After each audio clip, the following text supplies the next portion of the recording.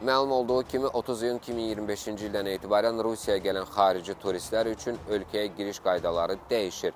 Nazirlər Kabinetinin qərarına əsasən iyunun 30-dan etibarən Rusiyaya gəlmək istəyən xarici vətəndaşlar sərhədi keçməzdən 72 saat əvvəl Goslugi.ru ID mobil tətbiqi vasitəsilə öncədən rəqəmsal qeydiyyatdan keçməli və xüsusi QR kod əldə etməlidirlər.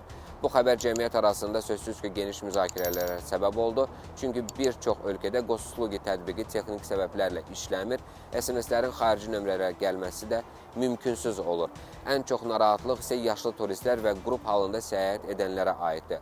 Onlar üçün bu qeydiyyat həm çətin, həm də stresli bir proses ola bilərdi. Ancaq 18 iyun tarixində bu məsələ ilə bağlı rəsmi dəqiqləşdirmə gəldi və Rusiya Rəqəmsal İnkişaf Nazirliyi tərəfindən verilən açıqlamada qeyd olunur ki, bu qaydalar eksperimental xarakter daşıyır və icbari deyil. Yəni, xarici turistin QR kodsuz və ya qeydiyatsız gəlməsi onun Rusiyaya girişinə heç bir şəkildə mane yaratmayacaq. Bu, rəsmi şəkildə təsdiqlənibdir.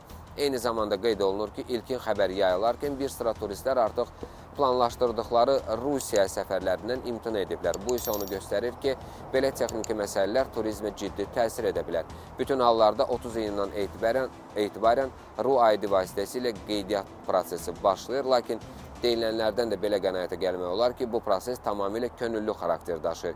Yəni, Rusiyaya gələn turistlər üçün QR kod və ya rəqəmsal qeydiyyat məcburi deyil.